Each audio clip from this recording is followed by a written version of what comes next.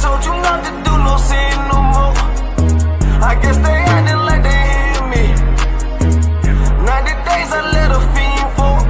If this what you want, you best go beast mode. And she said, baby, I know you legit. Baby, I know you legit. She said, man, like you don't even exist.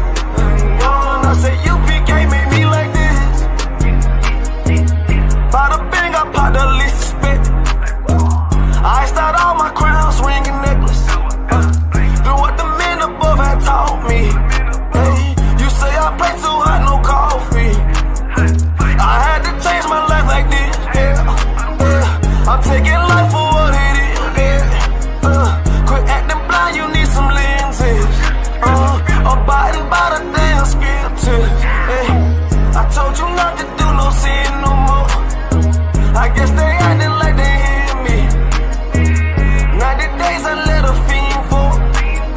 If this what you want, you best go beast mode. And she said, baby, I know you legit. Baby, I know you legit. She said, man, like you don't even exist. And I said, UPK made me like this. I've been up, I've been up, I've been up, I've been up. I've been up, I've been up, I've been up, I've been up. Quit the fuss, show me love, I need love. Don't wanna leave me, I'm mixing up my damn problems. I'm mixing out all of that violence. If you with me, we on that fly shit. To all these worldly bastards round us, I say, I told you not to do no sin no more. I guess they acting like they hear me. 90 days I let a fiend for. If this what you want, you best go beast mode. And she said, baby, I know you legit. Baby, I know you legit. She said, man, like you don't even exist. And I said, UPK made me like this.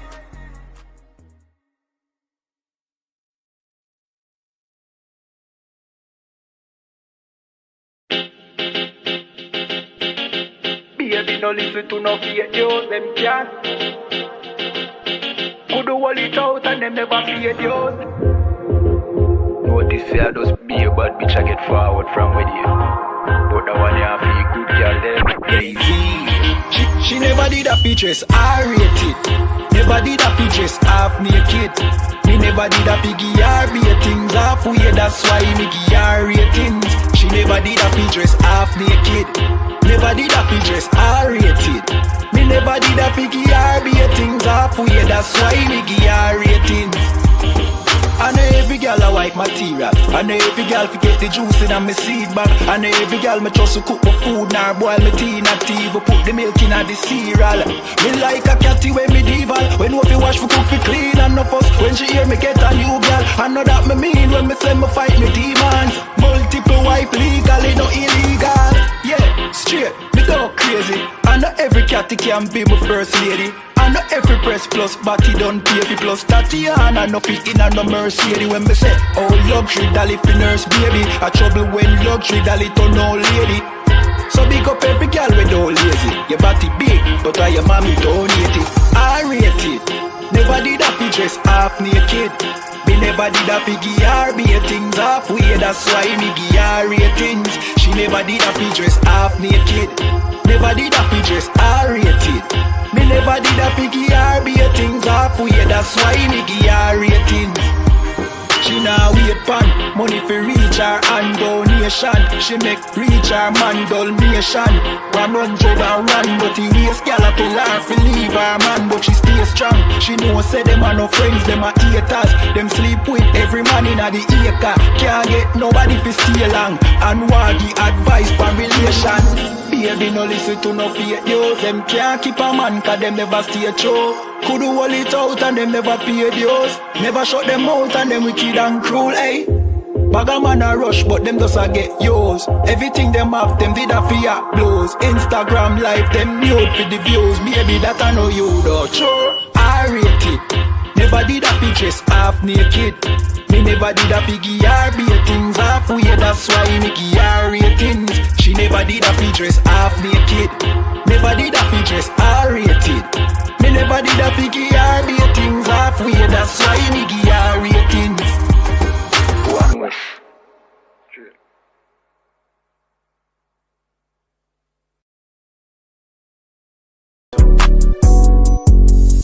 Yeah. UPK shit, man. One West. Hey. I'm a UPK nigga, I'm stuck in my ways. That's on them, letting cowards fill up they ranks. Goddamn, lost tribes got them following waves. Loyalty a lifestyle, nigga, I'm just saying. Yeah, I'm a saint, no New Orleans, it's going up. Next spot we at the B&B. I'm turned up, I'll pull up in the SRT. Burning rubber, hey, UPK shit. Look, met her at the club, told her pull up to the lobby. She know I'm in the coat, we're all black, no Illuminati. This my other half shit, I can't move without it. These my motherfucking brothers, yeah, what I'm gonna do without them, yeah. If it's beef, I can't wait to sink my teeth in. Niggas going overboard, they off the deep end. Why you tripping off that hoe? That's some weak shit. Told him put me in the game cause I love defense. Yeah, put me in the game, coach. Fuck you thought, he let his colors fly. He ain't cut, we cut him off. Yeah, bounce out, let my fringes swing. Yeah, I'm a dog, and she say she find me interesting. Yeah, want me to call, put me in the game, coach. Fuck you thought, he let his colors fly. He ain't cut, we cut him off. Ay, bounce out, let my fringes swing. Yeah, I'm a dog, and she say she find me interesting. Yeah, want me to call, I ain't gotta settle, I got options, ma. No, I stand on business, my name not Tazar. I'll pop you with this pocket rock. Feed a nigga shells like a taco truck. Hey, this bitch got sound effects, it go pew pew pew. I ain't tripping on no drink, got bottles in a room. I'm in Durham, North Carolina, bitch, it's 12 a.m. Look at them, they ain't none of us and we ain't them. I told him put me in the game, coach. Fuck you thought, he let his colors fly. He ain't cut, we cut him off. Ay, bounce out, let my fringes swing. Yeah, I'm a dog, she say she find me interesting. Yeah, want me to call, put me in the game, coach. Fuck you thought, he let his colors fly. He ain't cut, we cut him off. Ay, bounce out, let my fringes swing. Yeah, I'm a dog, she say she find me interesting. Want me to call, yeah. UPK shit, man, you already know what it is. It's the 55th annual Passover, man, turn up. We gon' do this shit the UPK way, not the other way. You hear me? So you know, sister, this whole system I need for change. Yeah. To all who see the evil. Like nothing evil, nothing to blood clot. Yeah, and they ain't say nothing about it. ISUPK.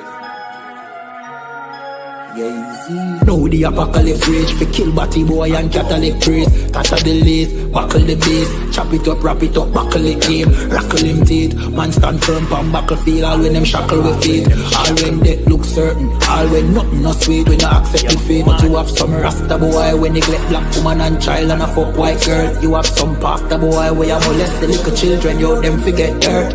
Politician divide the people with them remedial roadworks. Which farm a band that a dead man turf. And when me grow that a help on earth. Me see M1 burst, head back burst. Now that get a youth lay dead pan turf. When mama cry, nobody hear. Who bring in the guns them over the years. Breaking news over the year. Millions missing but nobody there to give a count. Nobody never did a count. So brother Anansi just come full up in my account. Me no give a fuck how much blood clot money you a earn. Man still want Babylon burn. You a so our turn for rule pan earth. Most time me a biggest send damage and curse. Pan the oppressor, famine and bombing and worse. Feed some maggage and worm. While them pussy they lock up them church. One West stay solid and dominant firm. Living with the flies on the roach. My youth better watch your approach. Careful how you talk to me. On Facebook, Twitter, I'm in the mind where you post. Shout it out from coast to coast. UPK the truth till my voice get hoarse. Saving the lives of our people, waking them up, teaching the ancient scrolls. Gather together yourselves, every one of the 12. Tired of living in hell. 2 million we locked up in cells. What the fuck is that smell? Our babies in cages. This shit is outrageous. They stole our land, deporting our brothers, our kids with no fathers. UPK, we got the plan. Fuck all the demagogues, their crimes and treachery. Teaching my people these heresies. Who built America? You spilled the blood of my family. Got them slavery. While you shake hands with the enemies, all people destroyed out here. Tax checks, welfare, shit, I smell that weed in the Me air. don't give a fuck how much blood clot money you a earn, man. Still one Babylon yearn. You a so our turn for rule pan earth. Most time me a beg you send damage and curse. Pan the oppressor, famine and bombing and worse. Feed some maggot and worm. While them pussy they lock up them church. One West stay solid and dominant firm.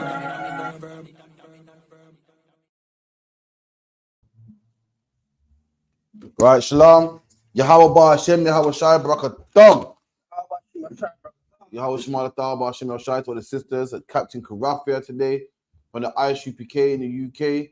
I'm going to get for a quick class. Also, make sure you come down to 394 Lodge Road, B18 5PW. This Saturday, there'll be camp. Lord allow, if the weather's good, there'll be a camp. If everyone's started, bend the camera down a bit, please, if you could. Yeah, if you could, just spin the lens. Most side much better now. Camp in Leicester, class in Leicester as well, 5 till 7. Officer Dungabar will be keeping the class. It's going to be a powerful class when they have camp as well. Make sure you get down there. You know what I mean? So lucky also got 394 Lodge Road, B18 5PW, Monday, Wednesday, Thursday, 7 to 9. Make sure you're there. Pay your tithes. 10% of everything you earn goes to the priests and prophets of the Lord, man. 10% of you earn. We got a feast day on Monday, 7 to 9. Near the end of the Hebrew year, they cram together. It's rough, but I think this is the last one, and after that it starts again. So it's Passover again and so forth. So that's that. Log into all ISUPK social media: Facebook, Periscope, Instagram, Twitter, ISUPK United Kingdom. Log into all of that. We got the last one Kodash, which is every Friday, 7 to 9 as well. Make sure you log into that. We got class on Tuesday, which is a brotherhood class. Live from Manchester, log into that also, man. Any questions, type them in. Also, contact the school on 079 607 46784. 079 607 46784. What else we got going on? We got On the Ends as well, which is a podcast that we have 9 to 11. Make sure you log into that. Powerful podcast, man. Get interviews the whole night. It breaks it down. With that, let's get into the class, man. You know what I mean? So this class is about adultery. Now, according to the Christian church, they teach that adultery is having sex with a woman before marriage. According to the Christian church, they teach that adultery is a man having 2 wives. That is not adultery, man. We're going to show you what adultery is first. Before we can tell a man, not like, if you're going to go around teaching people they cannot commit adultery, first and foremost, you got to find out what adultery is, man. That makes sense. You can't tell a man you can't commit adultery. It's wrong. You commit adultery. Let's find out if committing adultery is having a woman before you put a ring on their finger, man. Let's find out, man. Let's find out what adultery is. If you could, give me Exodus 22 and 16. Exodus 22 and 16. Read for the mic as well. Nice and loud when you can. Any questions? Type them in for me. Any question, type them in. Anything you want to know, type the question in. Also, contact the school 079 607 46784. We're going to get it. Because growing up a Christian, they told us that if you got a woman and you love that woman and, you know, but you're having sex with her before a pastor put a ring on it, you're committing adultery. You're shacking up. You're breaking the laws of God. They teach you, you're a man and you're a woman, and then you decide to get another one. That's committing adultery, man. What you don't know is, we're going to let you know what adultery is, man. Adultery is not a man with 2 women. Adultery is not a man having sex with his woman before the rice, before the wedding, before the ceremony. Those things are not adultery, man. We're going to show you what it is. Come on. Okay. The book of Exodus 22, verse 6. Exodus 22, verse 16. If a man entice a maid. And the Bible goes, if a man entice a maid, what does it mean to entice somebody, man? To entice someone means, you know, to pull someone in, man. When you go to a car dealership, the car dealer entices you to buy the car, man. So look at this wonderful car, man. Look at the color, look at the seats, man. And it makes you go, kind of right, still, you know, yeah, man, it's expensive, but it's worth it, man. When you buy this car, fair enough, it's expensive, but you won't have to buy another car, man, for a long time. It's good on petrol, it's good on the mileage. It entices you to buy it, man. Make sure, yeah, man, it's nice for real, man. And guess what? Men entice women also, man. Men entice women say, look at this pretty one here, man. I love your dimples, man. I love your shape, man. You know what I mean? Especially you Benjamites. Oh, gosh, man, what's up, man? Don't let me start, man. I watched a podcast the other day, true story, and the woman said, listen, she goes, no man got better chat lines than Jamaicans, man. She goes, she went to Jamaica, the man said, yo, he goes, what you say? You got more shape than mass book, man. She goes, straight away, she was fell in love with him, man. And it's our culture, man. We entice women, man. Ain't nothing wrong with seeing a woman, enticing her and giving her some sweet words and making her say, making her feel nice about herself. Make her say, you know what? I wouldn't mind giving him my number, I wouldn't mind linking, I wouldn't mind going on a date with him, man. It's in the Bible, man. If a man entice a maid's an old English word for what? A female, man. A man's supposed to see a female, man, and drop game to her, man. So dropping some lines on there and making her feel good, making her feel like, you know what? I feel I should give him a chance, Come on. That is not betrothed. That is not what? Betrothed. So a man finds a woman that don't have no man. A man finds a woman that ain't betrothed, man. Meaning what? She don't belong to nobody else. Nobody else entertaining her. No one else calling her. No one else trying to have sex with her. She's free, man. A man hits a woman. So what? You single? Yeah. Okay. So what? You see nobody? No. And he starts to drop game on her. Starts to entice her. Well, you should come out with me, man. So what are you doing this weekend? Tells her how pretty she is. Tells her how he's never gonna leave her, man. We have some beautiful baby. All the things us men say to women, man. All the things that us men say to women to entice them. If a man does that, if a man finds a woman that don't have a man, that ain't having sex with nobody else, who's free, and just free and single and alone, and entices her, come on. And lie with her. And does what with her? And lie with her. And have sex with her, man. If you see a woman that's single, ain't betrothed, don't have no man, you entice her, man, and you lie with her, meaning what? You don't force her. You don't force her. You don't get her drunk. You don't manipulate her. You entice her, man. This woman says, you know what? This is the right man to share my body with, man. This is the man that I'm going to share my body with. And you lie down with that woman, man. You lie down with that woman. You end up in bed together. You have sex with that woman. What happens, Mousa? Keep reading what happens. He shall surely endow her to be his wife. And that woman shall be that man's wife, man. That woman that he lied down with shall be his wife. The Bible didn't call it adultery. The Bible didn't call it shacking up. The Bible didn't call it sex before marriage. The Bible didn't say it's a sin. You find a woman that doesn't have a man and she's free and she's single and it's consensual and she wants to have sex with you and you want to have sex with her. That's what you call marriage, man. And you can't put that woman away forever. You can't put her away. She's stuck with you for life. Even if you find out later on she got a big mouth. Even if you find out later on that she got a big mouth, she's brawling, tries to fight, tough. That's the woman you chose, man. You can't put a woman away. That is marriage according to the Bible. Sex according to the Bible is marriage, man. Let me get one more. Get me one in Genesis, Baba Kushar. Let me get it through. Boom, boom, boom. Get me Genesis. And it's going to be Genesis 24 and 66. To loosen this. Okay. Book of Genesis 24, verse 66. And the servant told Isaac all things that he had done. Right. So Isaac was a grown man, and his father died, man. And his father told his servant, go out to my land where my grandparents are, my uncles are, and go get me a daughter for my son, man. Go get me a daughter for my son, man. Someone from my people, a relative of my people. That's who we marry in the ISUPK. That's who we marry in the truth. That's who blacks and Hispanics are supposed to marry. We're supposed to marry relatives, man. And guess what? Every black woman is a relative of mine. Every Hispanic woman is a relative of mine. The white man's not a relative. The Chinese man ain't a relative. The Pakistani man ain't a relative. If you're black on your dad's side, you are a relative, man. And that's what Abraham told his servant to do. Abraham said, before I die, go to my land and get a wife of my people for my son. And the servant did just that, man. This was an honorable servant. The servant got on his camel back, went hundreds of miles, got a cousin for Isaac and brought her right back, man. And this is what we're reading right now. That servant came back to his master Isaac. Our foreparents been marrying black women from the beginning, black man. You wonder why in the ISUPK we tell a black man to stay with a black woman. Why? Because our foreparents been doing it, man. It's a law. Isaac did it, Abraham did it, Jacob did it, and we do it in the ISUPK, man. Any woman who's black on the dad's side is our sister, man. And therefore, we can marry them. Therefore, we should marry them and marry nobody else, man. Come on. That's right. Verse 67. And Isaac brought her into his mother, Sarah, tent and... So hold on. Isaac took Sarah. Isaac took his cousin, his family member, his distant family member of his own people into his mother's tent, man. What does an adult man and an adult woman do in a tent, man? They procreate. Yeah, there you go, man. Have sex, man. We're adults here, man. But a man and woman go alone in a tent for one reason, man, to have sex. And Isaac put this woman into his mother's tent, man. Laid down with her, come on.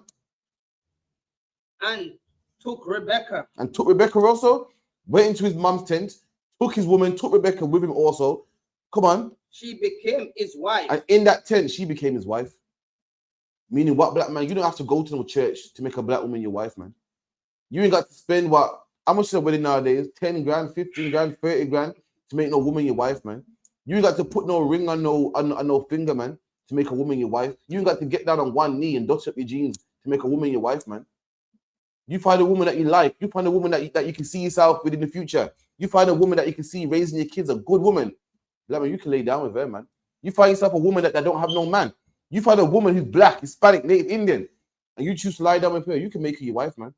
Without the priest, without ceremony, without, rice and the bouquet and the wedding and the cake, you can do it, man. That's in the Bible. Laying down with a woman, black man, is not adultery, man. We're going to find out what adultery is. So another thing, Christians will say, well, if a man has two women, that's adultery, man. You can't have two women. Our foreparents did. Abraham had two women. Abraham had a bondwoman and a free woman, man. Isaac had Isaac had one woman. Jacob had 4 women, man. King David had plenty of women, man. Multiple women. A man with multiple women is all throughout the Bible, man. Let's get a law on that too, man. Let me get the law on that real quick. Give me Deuteronomy 21 and about 15. The book of Deuteronomy 21, verse 15. If a man have 2 wives. Read that again. If a man have 2 wives. One more time. If a man have 2 wives. Right, the Bible says if a man has 2 wives, man. Why? Mama, bring it home. Why is the scripture powerful? Remember, it didn't say a man can have 2 wives, you know. This what if a man have. This is how powerful scripture is. The scripture didn't say a man can have 2 wives. It said if a man have 2 wives. Meaning what, Mausa? If he choose to have 2 wives or more than 1 wife. What's the difference between a man can have more than 1 wife or the Bible saying if a man have 2 wives?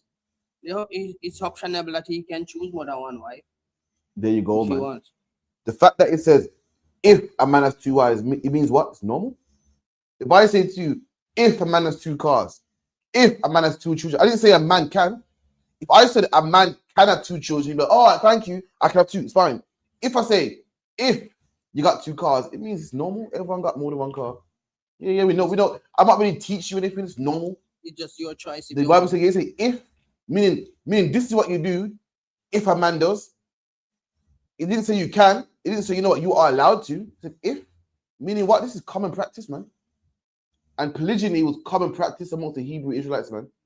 Let me tell you something. Polygyny was common practice against for everybody, not just blacks, Hispanics, Native Indians. The Africans did it. The Chinese did it. Everyone did it until what? Until the Romans, man. You get me? Monogamy is new.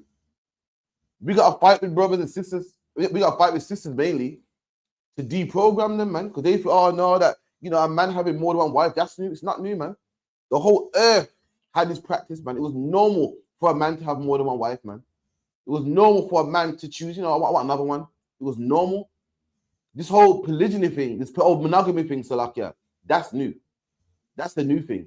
All throughout the Bible, men had more than 1 wife, man. So let me tell you something. The Bible says if a man have 2 wives, so having multiple wives is an adultery, man. Why? Because in the Old Testament, it was allowed. In the New Testament, it was allowed. Christ gave a parable about a man marrying 10 wives, man. Give me that parable, man. You know what the man about? Let me get there real quick. How were you at?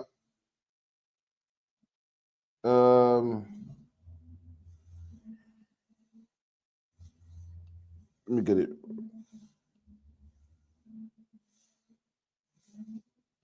Is it 12? Boom, bear with me. Matthew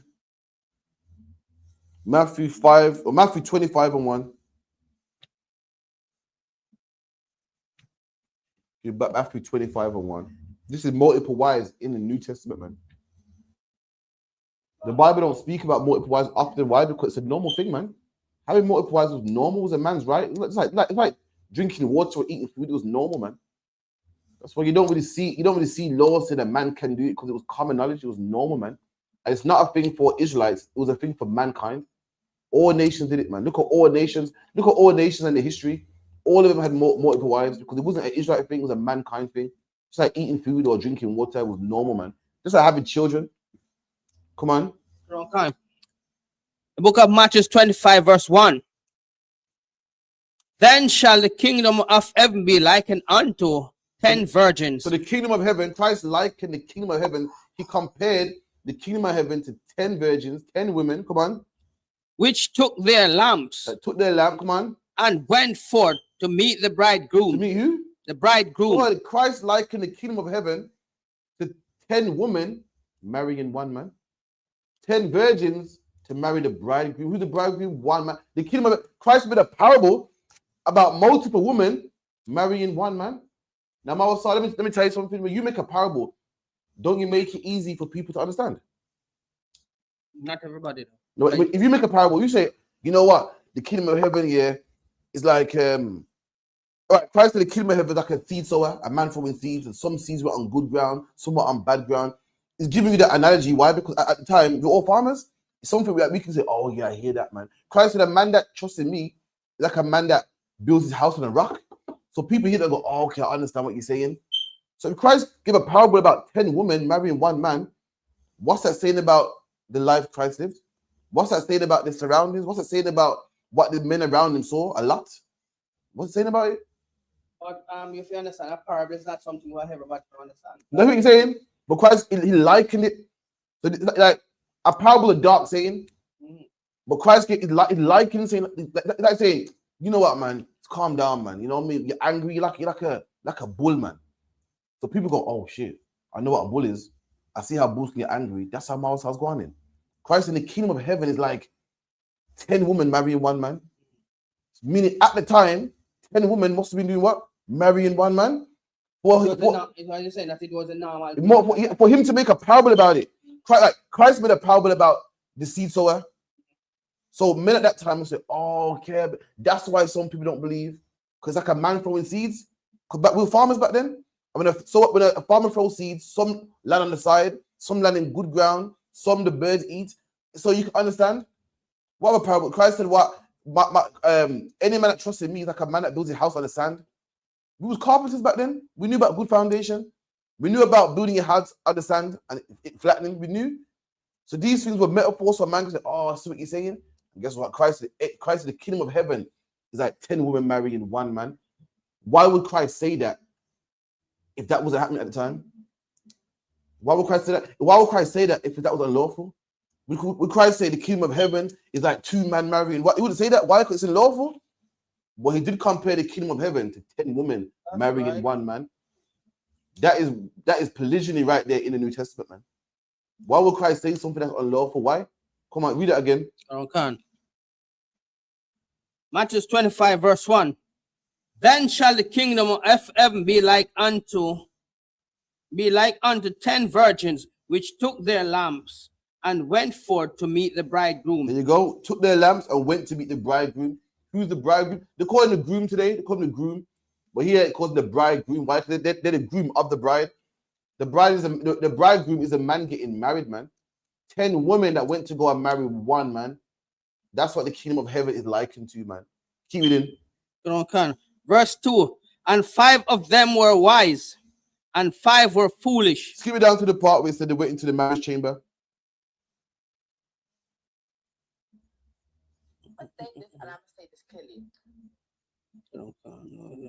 But it was too late and they went into the marriage chamber, I believe it was. Give me that part.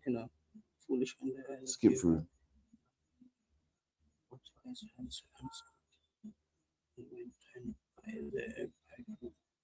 And went to buy.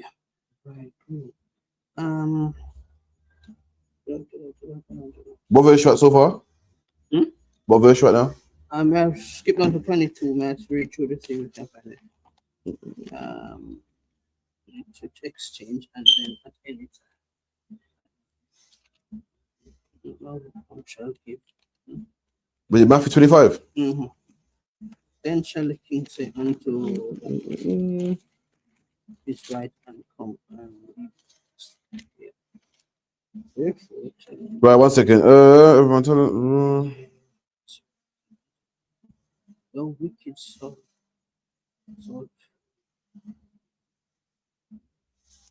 Verse 10. You give me verse 10. Matthew 25, verse 10. And while they went to buy, the bridegroom come, and they that were ready went in with him to the marriage. There you go, man. They went in with him to the marriage, man. Got married to him. In Luke, it calls it what? The marriage chamber, the marriage room. They went in and got married, man. This is talking about women marrying one man. Talking about 10 women marrying one man. Christ giving a parable, but he likens it to what? 10 women marrying one man. Letting you know that what? Multiple wives ain't adultery, man. A man having more than one wife ain't adultery according to the New Testament, man. Drop that. Let's get adultery now in the scriptures. Let's get it. Give me Leviticus 20 and 10. So if having multiple women is not adultery and having sex before marriage is not adultery, then what is adultery, man? We're about to find out. The book of Leviticus 20, verse 10. And the man that committed adultery. Right, now we're going to find out what adultery is. This is the biblical definition of adultery, man. So the man that commits adultery is about to let you know, this ain't what your pastor, listen, we've proven your pastor to be a liar, man. We've just proven that having sex before marriage in adultery. We've just proven that what? A man having sex before marriage, a man having 2 wives is not adultery. Now let's let the Bible speak. The Bible says, now he that commits adultery, come on. With another man's wife. How do you commit adultery? With another man's wife. And you commit adultery by having sex with another man's wife, man. Meaning what? I mean, Jamaicans call it Joe grind, man. Bonner man, be the player or cheat, man. That's what you call adultery. When a woman got a man already and you sneak around there. When a woman's angry at her man and you use that as leverage to have sex with her, man. When a woman, a man's trying to, entice a woman and you jump in before him, man. That is what you call adultery according to the Bible. That is adultery when you have sex with another man's woman. Meaning what? This woman belongs to somebody else. This woman had sex with somebody else, man.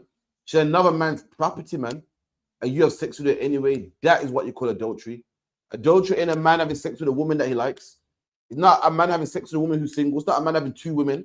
It's a man having sex with another man's woman. That is adultery according to the Bible. Read that again. Okay.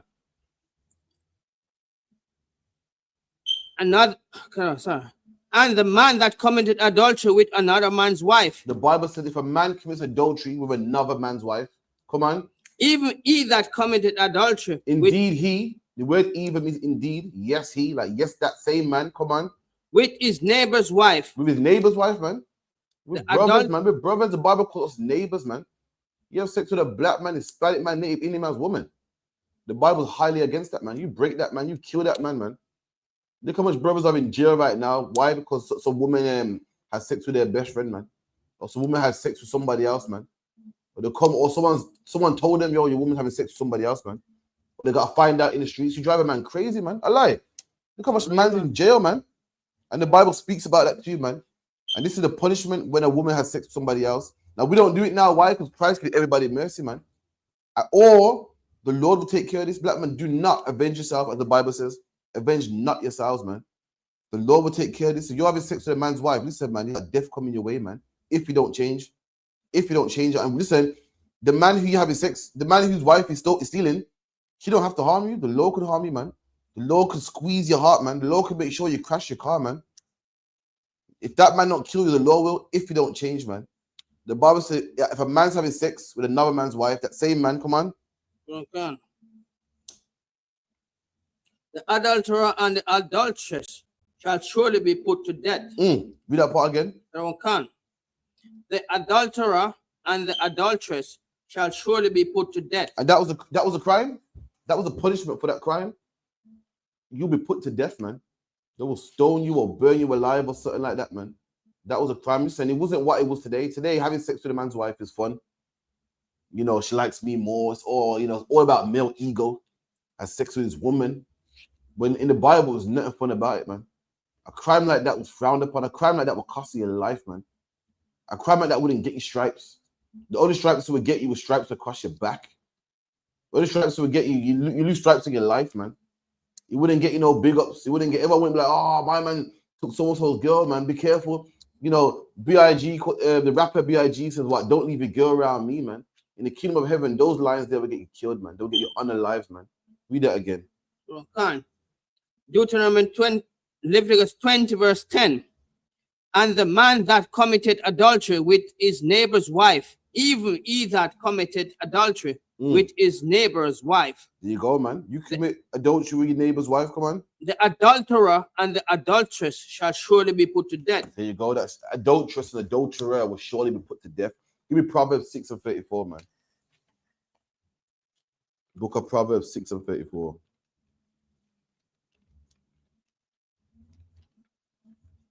Okay.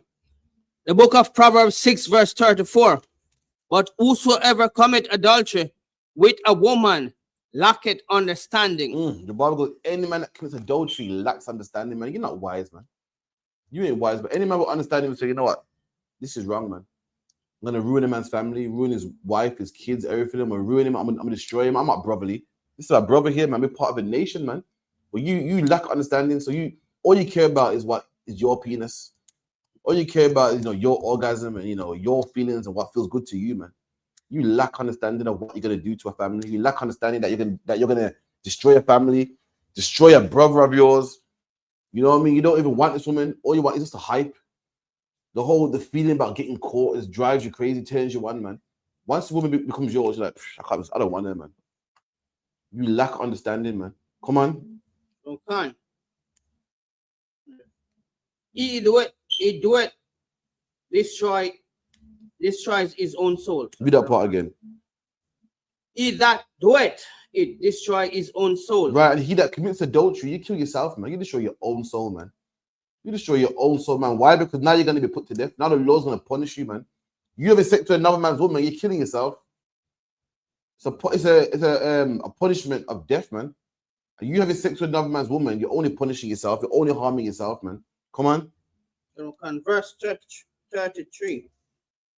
A wound and dishonored shall he get. And a wound and dishonor shall he get, man. And a lot of cases, what happens, man, you get a bullet wound, man. You get a knife wound, man. That man comes home and finds out you're this woman. He will kill you, man. Jail is full of brothers right now doing life. Why? Because they found out somebody was with their woman. Let me tell you something. The toughest of men, man, I don't care how strong they are. When it comes to their woman having sex with somebody else, they will kill you, man. People think, oh, he'll be all right. He'll be all right. He's strong, man. Nah, man. When it comes to a man having sex with your woman, listen, man. That hurts, man. A man will kill you for that, man. A man will unalive you for that. And you have sex with a man's wife. The Bible goes, you'll get a wound, man. A wound and what else? And his reproach shall not be wiped away. And his reproach shall not be wiped away. A reproach is like a stain on your name, man. Like, you're known for being that guy that has sex with men's women. Like, I keep telling you, the world we live in now is an antichrist world, man. The world we live in now, you won't get a reproach. It's fine, it's well. I don't know if folks said it. The world we live in today, you don't get a reproach for it, man. In this world in 2025, you're applauded for having sex with a man's wife. You get respect for having sex with a man's wife. But according to the Bible, you're supposed to get reproached. You're supposed to be known as, don't talk to him. Why? What's up? He has sex with also women. Yeah. You know how we look at Batty, man? Like, oh, they're disgusting, don't talk to them. That's how you look at a Joe Grind, man. Today, we look at him like, yeah, man, he's a gallus, man. He's a cox, man. Yeah, man, this man is all the women, man. You're disgusting, man. How are we supposed to be brothers when we can't leave our women around you, man? How are we going to have a nation and be brothers, man, when you're having sex with every man's woman, man? Enticing every man's woman, flirting with every man's woman, man. You're unbrotherly, man. And a man like that needs to be put to death, man. A man like that needs to be put to death. Let me tell you something. The laws are ironic, man.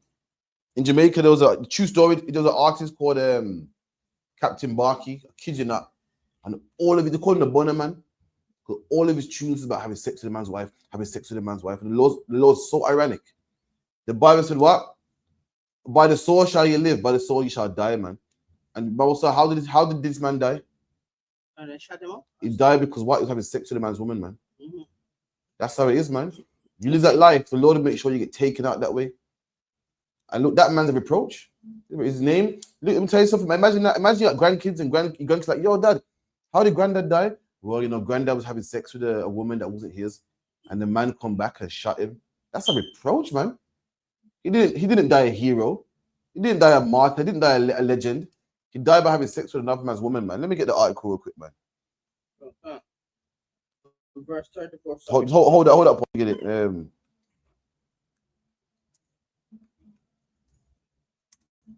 get the article. This happened like probably 10 years ago now.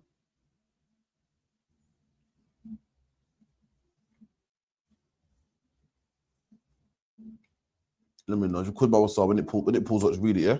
Let's get it.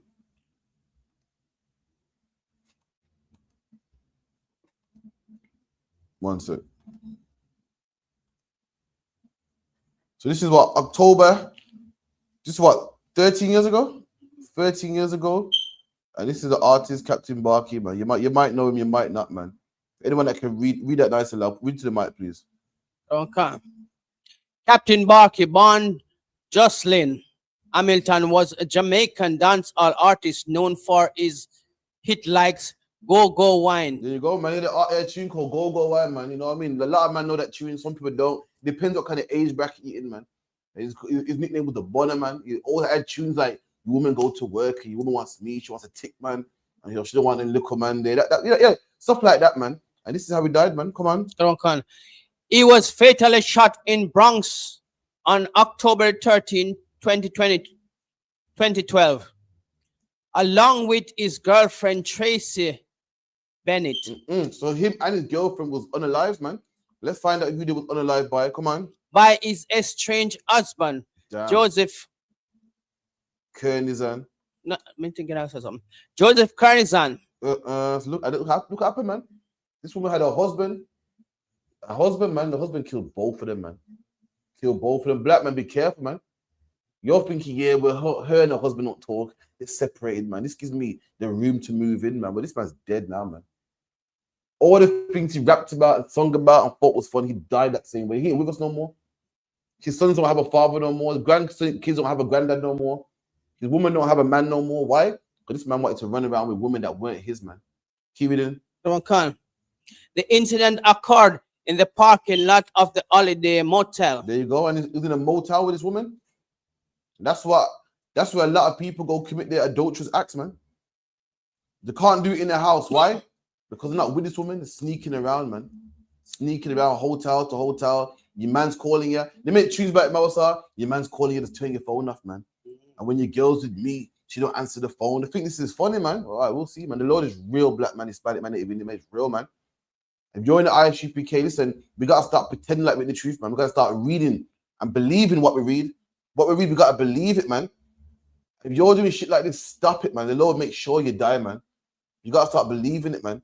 If you're having sex with another man's woman, stop it, man. Come on. Where Barkey was shot multiple times and Bennett was also killed shortly after. Damn, come on. Kernizan, who had a history of violence, a violent behavior, was later apprehended and took his own life. So this man, the same man, the husband, was apprehended, locked up, caught by the police, and killed himself. Everyone's dead, man. All three of them are dead. All three people. There's 3 people that's dead. Loved ones lost. Why? Because a man couldn't leave a man's woman alone. Because a woman couldn't stop being a whore, man, and just stick to her, man. Because a woman couldn't go back to her husband and sort shit out, man. All because of adultery. We keep going where you went in Proverbs. We'll get onto this.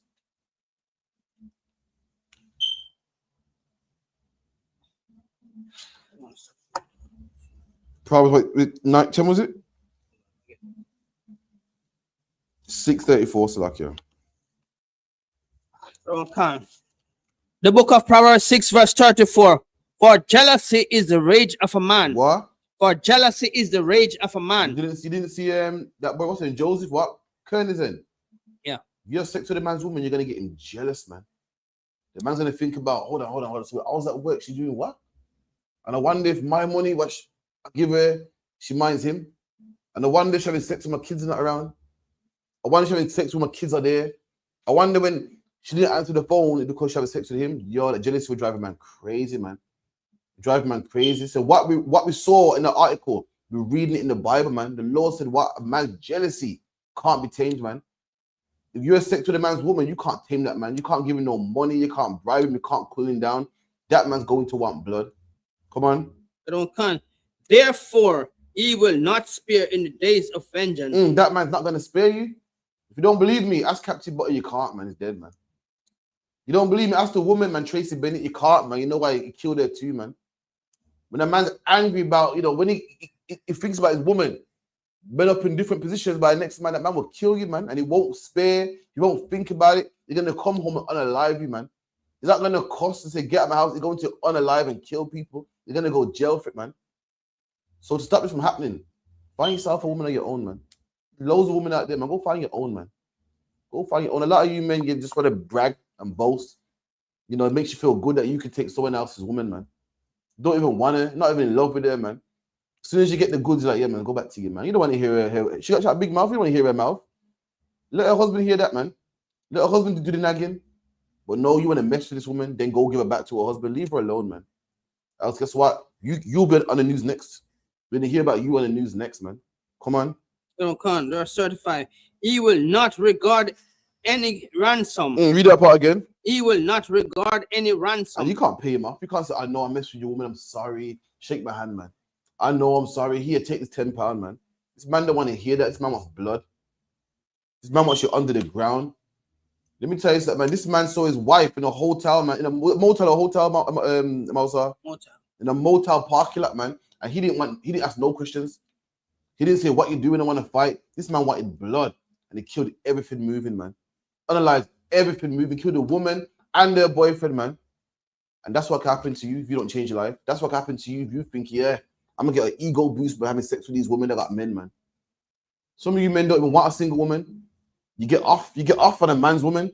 Makes you feel good, man. Like, yeah, man. Look at man's woman. See, I'm special because, she got a man at home, but she wants me by my side. See that there? She got a man at home, but she wants me. That's how great I am, man. I'm greater than a man. That's homosexual, man. If a man got a woman, so let me tell you something. Yeah, a man got a woman, yeah, and he kisses her up and does all types of things with her, and all types of nonsense. Who knows? Remember, you like her because she's freaky, man. Well, imagine what freaky stuff she does with her husband, man. And you find that attractive. It makes you want her more. I have to wonder if you're gay, man. Imagine if you want to wear next man's boxers, man. I would go, huh? You want to put on next man's boxers? And the man's wood goes in his boxers and touch up the fabric. You want to wear that?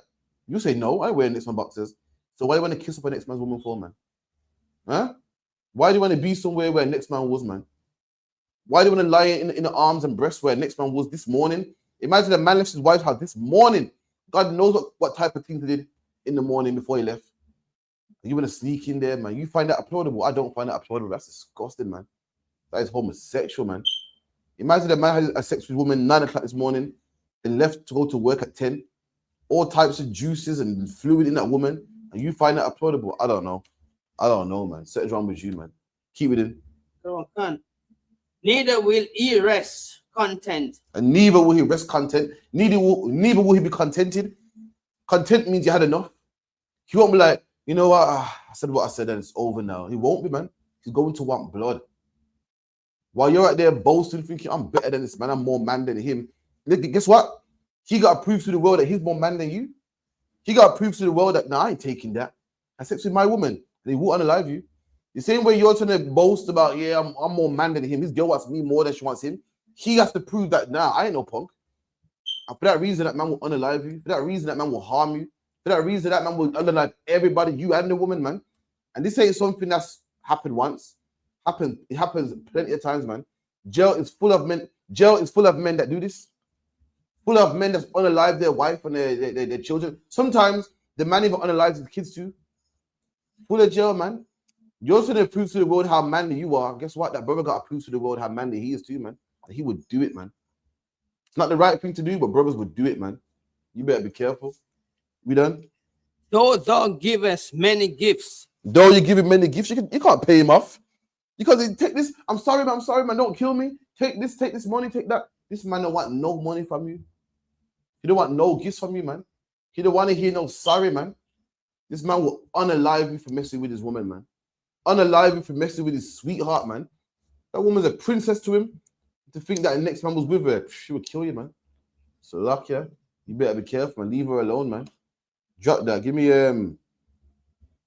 Bobby Shaw. Give me what's it called? 2 Samuel 11.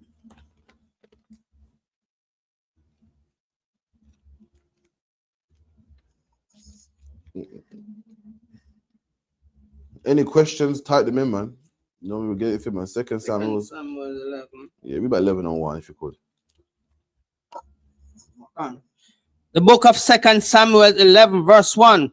And it came to pass after the years was expired at the time when the king goes forth to battle, that David sent Joab to his servant with him and all Israel, and they destroyed the children of Haman. Right, so David's the king right now, and you know, destroying the Ammonites. Ammonites are Japanese.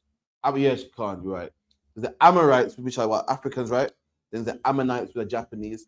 We was at war with the Japanese at this time in history, and we slayed them, man. At this time, David's our king. We had a wicked king who's a Benjamite called King Saul. He fell, and now David is king. And he's doing the work of the Lord, going out there, you know, getting rid of all these other nations, all these empires, and he's building up the land of Israel, man. At this point, we kill the Ammonites. Come on. Khan. And besiege Rahab. And he besieged Rahab, man. To besiege is to what? Take over a city. The city called Rahab. I mean, we besieged it, man. Encamped around it. You know what I mean? Besieged it. Come on. But David tarried still at Jerusalem. So while David's men are besieging Rahab, you know, circling it, and you know, got the city under siege, the king is in Jerusalem, you know, safe in the castle, while his men went to war. Come on. Khan. Verse 2. And it came to pass in an evening tide that David arose from off his bed. Right. So imagine this. David's in Jerusalem. So while all the men are at war, he's in Jerusalem. Now, if all the men are at war, Mawasa, are you in Jerusalem? Jerusalem's quiet. Yeah. Everyone's at war. All the young men. The only people left really is women, elderly, children. So David is in Jerusalem. You know, it's quiet, not much to do, and he wakes up out of his bed. Come on. David arose from off his bed and walked upon the roof of the king's house. So on the roof of his house, you know, just strolling around. You see, nothing much to do. All the men are at war. No one's really around. All of his soldiers, no one much to talk to because everyone's at war. Everyone's fighting. You know, for our kingdom. Come on. And from the roof, he saw a woman washing herself. And from the roof, he saw a woman washing. You know how you go to the club and you see a woman across the dance floor. You think, who is that, man? Or you know when you go into work, you see a woman at the bus stop. You think, yo, who's that? Or you do what you're doing, you see a woman, and you lock eyes on her, man. But David saw a woman. He saw a woman that looked good to him, man. He's like, yo, who the hell is that woman right there, man? Come on.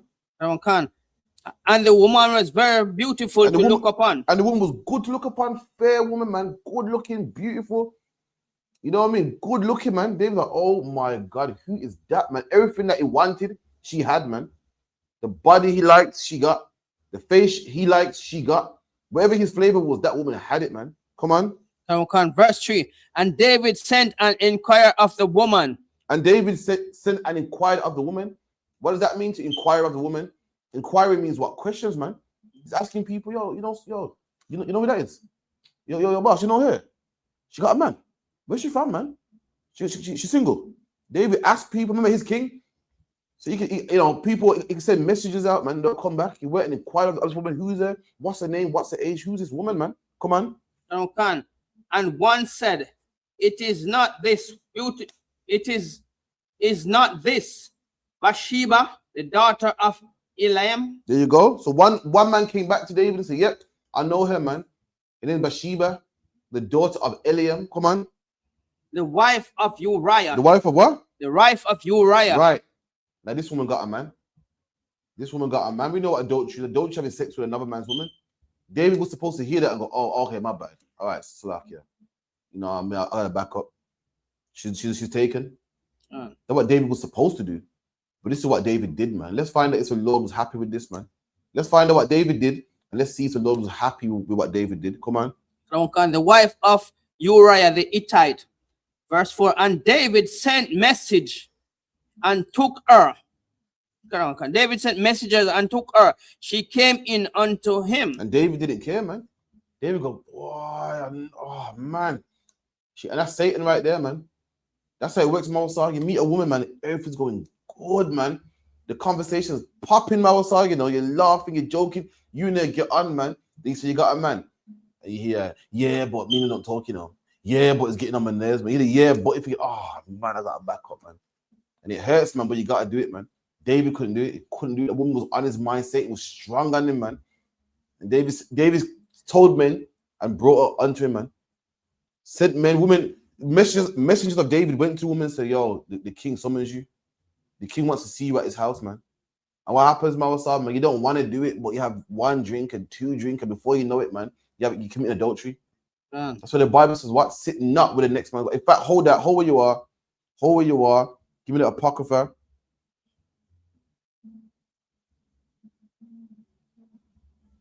Let me get it. Give me Ecclesiasticus 9 and 9.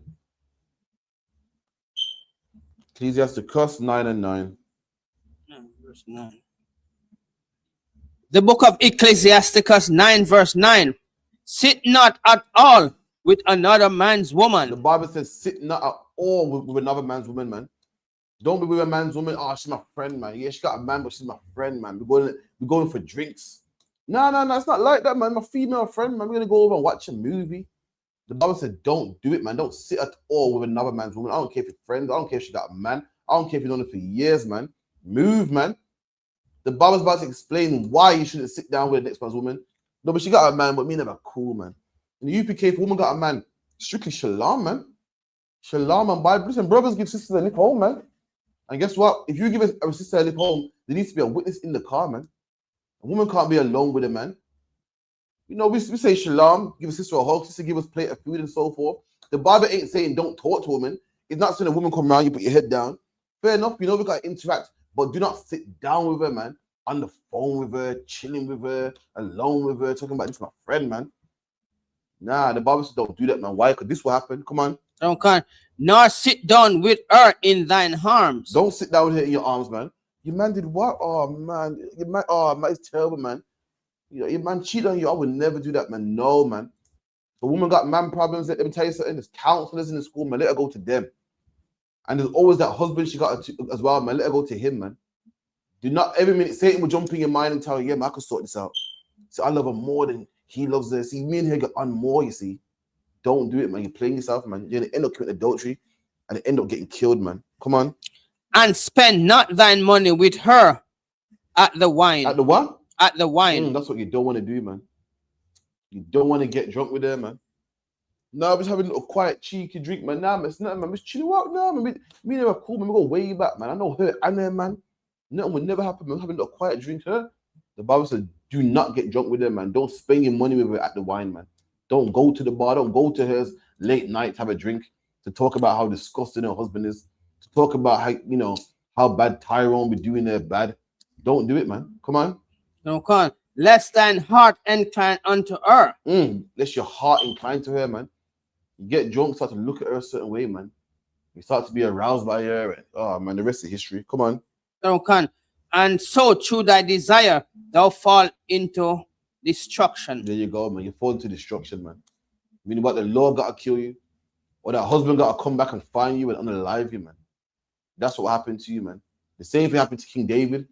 King David is lucky that the Lord didn't kill him, but the Lord sure punished him, man. Sure punished him, killed his child. King David had a baby and the Lord killed that baby, man. King David had a loving family and the Lord destroyed that family, man. One of his sons killed his other son, man. King David paid for what he did, man. Black man, you're meant to read this and learn from it. Don't be a victim of it, man. Go back to where you were. Samuel 11. About 4.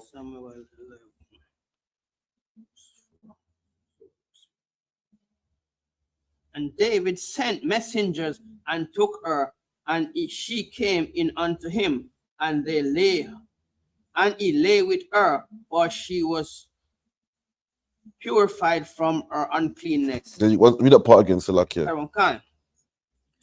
And David sent messengers and took her. David And- got messages. So yo, go send for that woman, man. Tell that woman that the king's calling her. Tell that woman that she's nice. I like her, man. I'm gonna chat to her, man. Sent messages and took her. Come on. And she came in unto him, And she came to his house. Come on. and he lay with her. And he lay with this woman that had a man already. Lay with this woman that had a husband already. Remember, where's her husband? Her husband at war. Man. At war. He's at war, man. David saw opportunity to go have sex with this man's woman. David had sex with a man's woman while the man was at war, man. Just like how you have sex with a man's woman while that man's at work, man. While that man's at work, that man's out there working for his family, man. Working for his family. What do you think? Oh, yeah, I'm gonna go in there while he's working, man. Try to justify it, man. No, no, what it is, you don't love her anyway. What is she pays all the bills and she's not happy? That's none of your business, man. That's not even, that's like Mama saw. That's like a man got a child here. You say I'm taking the child because the child's happy with me, and he don't buy the child toys. And it's been a while since the child got to play PlayStation. None of your business, man. Everyone runs their house all different, man. If a woman ain't happy with the man that she got, man, as counsel, man, she can speak to him. It's not your place to jump in there. Ain't your place, man. King David thought that, King David thought, I'm king. I can do what I want, man. I had sex with another man's woman. I had sex with his brother's woman, man. Come on. For she was purified from her uncleanness. And this woman just finished their period, man. You purify for her uncleanness, meaning what? In the Bible, a woman has a monthly. She waits 7 days, then she's clean again. The woman was washing, man, just finished her uncleanness, and David had sex with her, man. And that's why she got pregnant. Okay, everybody knows that when a woman finishes her period, that's when she's most fertile. And that's why she got pregnant, man. And that's why David had to try cover it up and try kill the husband, man. So no one knew who the baby was. No one knows whose babies it was, sorry. Come on. And she returned unto her house. And returned unto her house, man. And all this happened, why? Because David couldn't control himself. Black man, Hispanic man, Native Indian man, the day's gonna come when you're gonna speak to a woman, you're gonna find out she got a man. She's gonna say something like, yeah, I got a man, but in jail. Or yeah, I got a man, but no one gotta know. I got a man, but he didn't treat me right, man. And black man, that day you have to be strong, man. Satan gonna come in your head and say, yeah, I might can get away with this, man, because they don't get on. And the woman's gonna twist it so good, make her like the man such a bad person, and I don't like him anyway, to make you say, yeah, you know what, I should do this, man. Black man, listen, we're about to read what you should do, man. We're about to read what you should do, man. Come on. Verse 5. And the woman conceived. And she what? And the woman conceived. And of course she conceived, man. Of course, the man has sex with her straight after her uncleanness, man. Anyone knows about woman's cycle? You have a cycle. Why? Because your eggs drop. All your old eggs drop and you have brand new ones, man. So this woman was super fertile, man. King David had sex with her long before condoms. And this woman gave birth, man. This woman conceived, Salakia. Come on. And sent and told David and said, I am with child. This woman said, listen, I'm pregnant, man. What we're going to do, man? Now, King David knows what happens when you commit adultery. He knows, man. King David knows that because he's king, King David knows that being king won't save him. He knows that, right? Being king ain't no excuse to have sex with a man's wife. He knows this. And King David is shitting himself. Like, oh my God, what am I going to do, man? Come on. And David sent Joab, saying, send me Uriah the Hittite. And Joab sent Uriah to David. So David said, you know what? I'm going to do something quick. You know what? Go get Uriah. Go get her husband. This woman's husband, go get him. Call him from the battlefield and bring him back to Jerusalem quickly. Come on. Verse 7. And when Uriah was come unto him, David demanded of him how Joab did, and how the people did, and how the war proposed. So Uriah came back, and David's asking his right-hand man, Joab, man, his general, how's Uriah, man? What kind of warrior is he? How is he, getting down in the war? How is he prospered in the war? Asking him how he's getting down. Come on.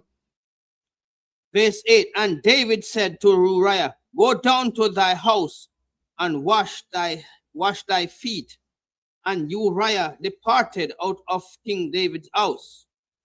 And there followed him a mess of meat from the king. So King David said, Uriah, you know what? King David's like, Uriah, you work hard, man. You're a good brother, man. You know, go home with your wife, man. Go home with your wife, have a good time. You work hard, man. King David thinks he's clever, man. What's King David trying to do here, Amasa?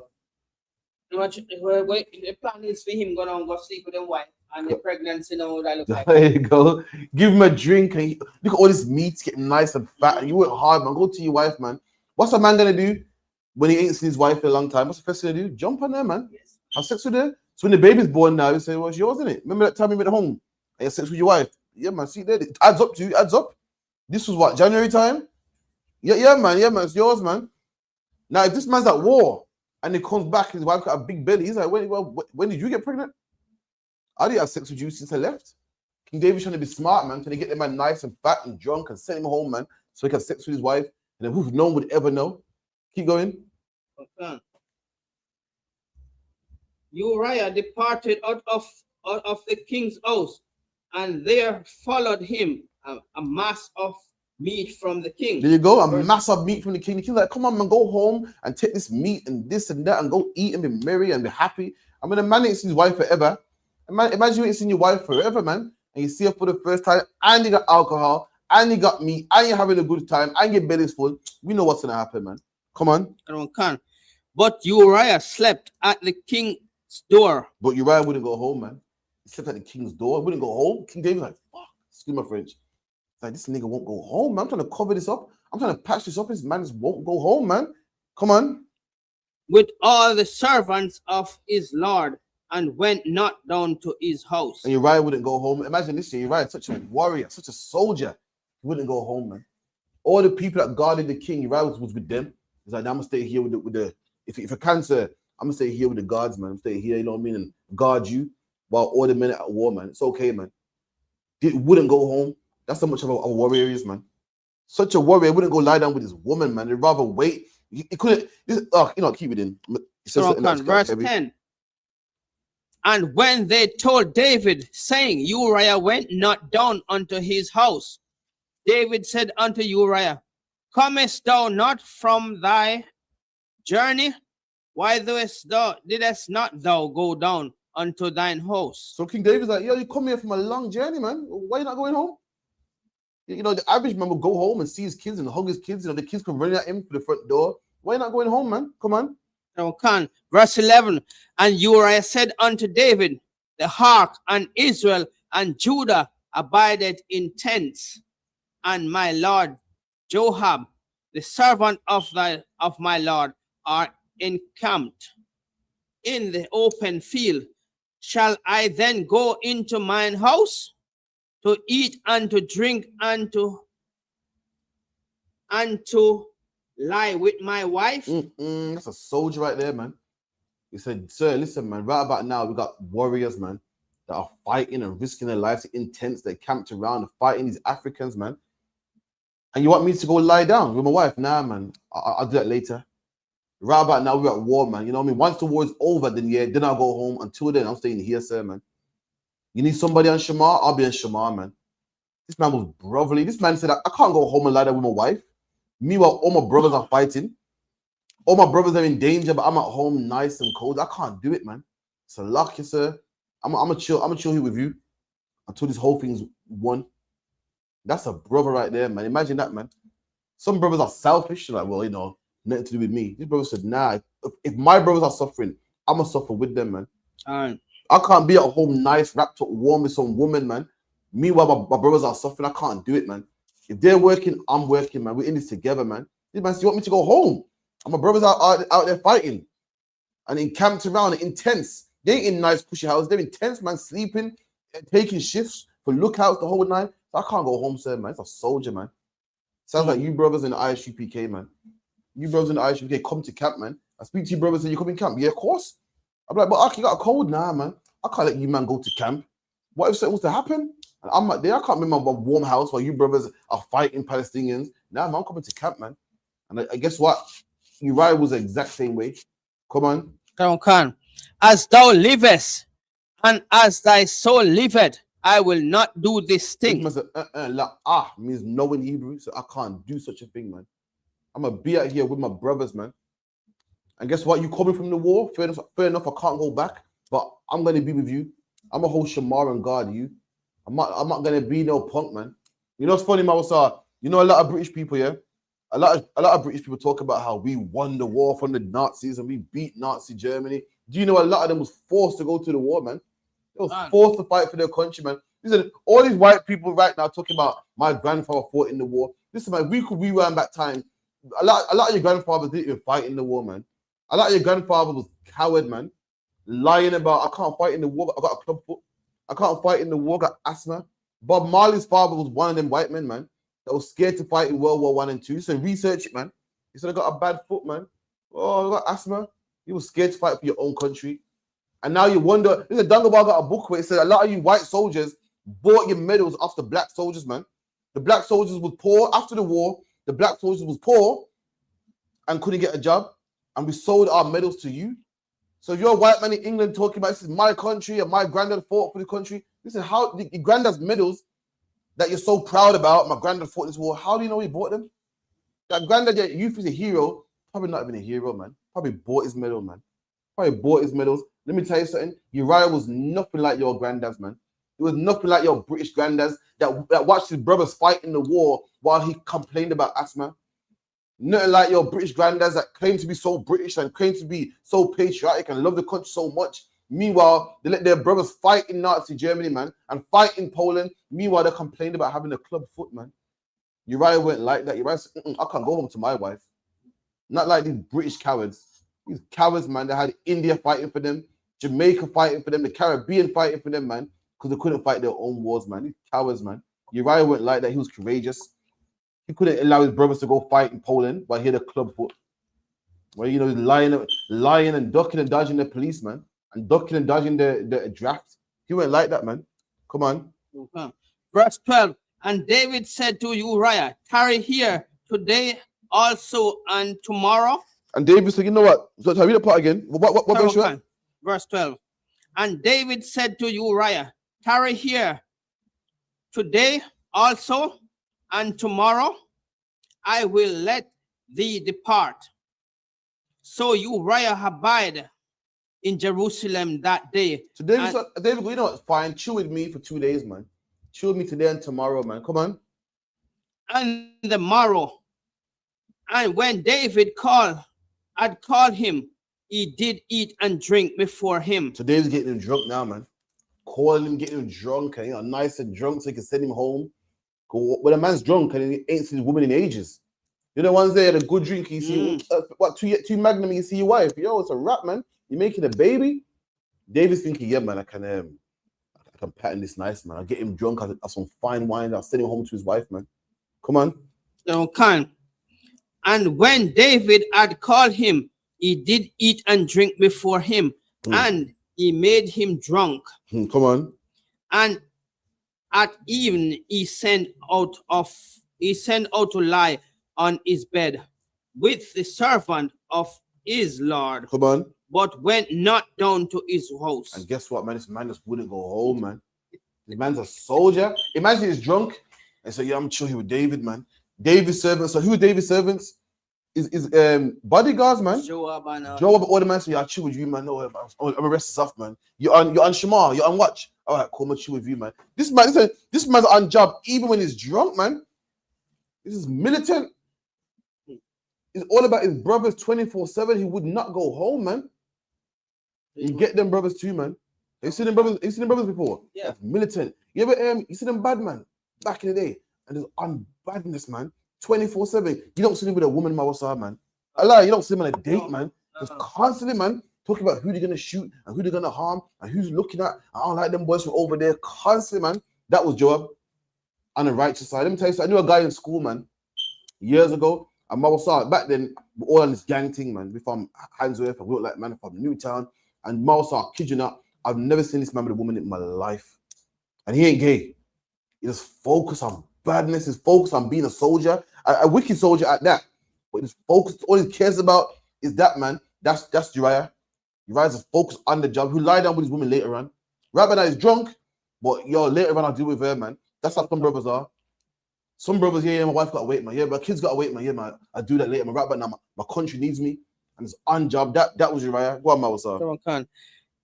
what you're saying is true, you know, because in Spanish Town, as on Cumberland Road, this guy was living on Cumberland Road, and all he talk about is just violence. Going down to bus terminal, see if he can grab 2 bags or anyway, see like supermarket is, he see if he can snatch here and rip 2 packets or something. You know what I mean? And believe me, when I was working over the Prince, he came to me and said, "I've got this girl who like me, but she said she don't want no baby. I don't even know how to use a condom."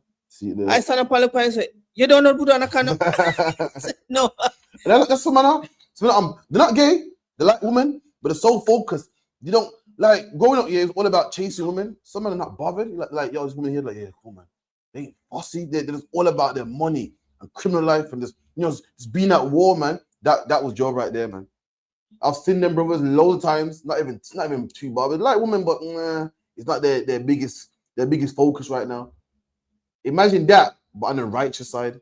Okay. This man will deal with this woman later. Go to the kids later. Right about now, being a warrior is on his mind. Come on. I'll tell you the truth, I tell you. Even he killed the guy right in front of his own gate, you know. I live this and he killed the guy, yes. He's still calling me, asking me what to do. I said, what you asking me that for? What must I tell you? I know my brother that I've never seen with a woman in my life, never seen on a date. I've never, as kids, we all sit down, yo, she's nice, look at this picture, she's beautiful. And he's okay, not even bothered. Girls like him, I go, yo, so to like you, man. Yeah, not even boss, like just focused on badness, man. Come on. Verse 14. And it came to pass in the morning that David wrote a letter to Joab and sent it by the hand of Uriah. Right. So now David's getting desperate now. He's like, oh my God, this nigga's not having sex with his wife, man. Time's getting on, man. I got what? How much months to the baby start to show? A month at best. 2. Maybe 2 months to start to changes. Yeah, he's saying time's getting on. This man won't go home, man. So guess what? David gave Uriah a letter and told Uriah to give it to Joab. Joab is David's uncle, I believe. He's also the man who's in charge of David's army. He's a general over his army. David's right-hand man. You ever seen the movie Shutters? You got Biggs and you got Mad Max. You know, his right-hand man. The right-hand man's a crazy one, the nut job. The one that when you got to say something, will do it for you, man. That's Joab. Joab don't itch, man. So David said, you know what? He gave Uriah a letter. I said, give it to Joab, man. Come on. Verse 14. And it came to pass in the morning that David wrote a letter to Joab and sent it by the hand of Uriah. Verse 15. And he wrote in the letter saying, set Uriah in the front of the hostel, in the front of the hottest battle, and retire he from him that he may be smitten and die. Imagine that. Imagine you got a letter, Mausa. Imagine I give you a letter, Mausa. I say, Mausa, give this letter to Dangaba. And you're so loyal. Yeah, man, come on, man. In the letter, it says kill Mausa. You don't even know. You're like, yeah, sure, sir, man. You know, this Joab must have been looking like, all right, Uriah, thanks for that. All right, cool, man. The man said, David said, put Uriah in the hottest battle, man. You know, when you're at war, you got the war, which is the whole thing. You got battles.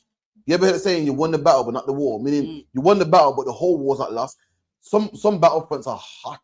Like, for instance, like if you're gonna fight, you got a battle to overthrow the castle. It's gonna be a hot battle. That's where the king is. That's where all the soldiers are. That's where the biggest defense is. He said, go to the hottest battle, man. And then when you're there, pull back from him. Meaning, or you don't defend him, not back him up, pull back from him. So he's alone. What can one man do in a hot battle? Not much, man. And therefore he shall die. And David said, I gotta kill this man. But David knows that murder is wrong. So David can't outright murder him. So David got to kill him technical to make her like, oh yeah, he died in battle, man. You know, when technically this is murder. Read that part again, Baba Kishore. Verse 15. And he wrote a letter saying, set Uriah in the front of the hottest battle. The front? Not to go to the hottest battle, set him in the front of the hottest battle, man. Right in the front, man. Everyone's throwing arrows and everything. Everyone knows the man at the front is going to get it first, man. Put him in the front of the hottest battle, man. Where all the soldiers are, man. All the archers are. Where all the horsemen are. All the axemen and spearsmen. Where all of them are, man. Come on. And retire he from him. And retire from him, meaning back up from him, man. Everyone's retired. Leave him by himself. Come on. That he may be smitten and die. That's murder right there, man. That's what King David did. Why? All because of adultery, man. When had he kept himself to himself, he wouldn't have to be going through this. He wouldn't have to be fretting. He wouldn't have to be trying to cover his tracks, man. He wouldn't have to be trying to get a man drunk. He wouldn't have to resort to this, man. But King David got scared and said, oh my God, I'm going to die. They're going to kill me, man. I've got to do something about this. And look at the measures he resorted to, man. Come on. Verse 16. And it came to pass when Joab observed the city that he assigned Uriah into the place where he knew that valiant men were. So now they're going to battle, and Joab assigned Uriah to the place where valiant men were, man. You know what that means? Imagine you come to war one day. You say, Uriah, you ready? You got your sword, shield? Yeah. Uriah, I want you here. I want you on this side. I want you to go around that way and go to the gate of the castle, knowing that the gate of the castle is the most protected part of the castle, man. Like, the front door is the most protected part. That's what the soldiers are going to be.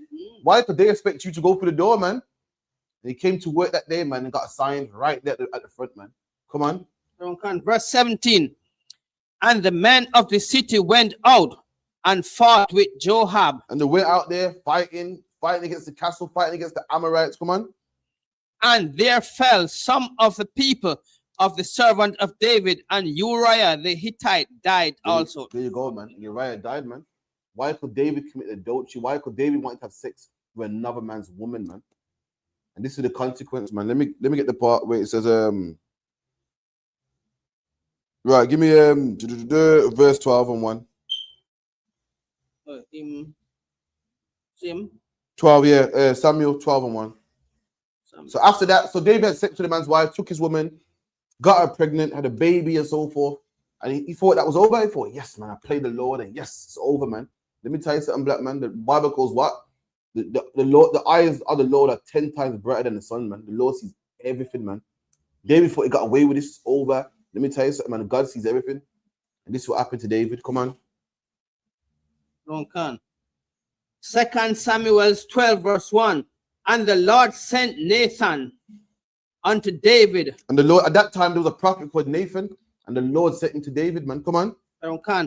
And he came unto him and said unto him, there were 2 men in one city. Right. Now, the prophet is giving Nathan, the prophet Nathan is giving David a parable. And the parable is one city. What's a city? A city is like Birmingham, London. And there's 2 men in one city. Come on. The one rich and the other poor. And one's rich, one's poor. One got a house, one got, riches and food and, cows and land. And the other one don't. The other one don't have as much. You don't have land. You don't have sheep and oxen and land like the other man does. Come on. The rich man had exceedingly many flocks and herds. And the rich man had many flocks, man. Loads of sheep and loads of oxen and loads of cows and deer and wherever the case may be, man. Come on. Verse 3. But the poor man had nothing. But the poor man had what?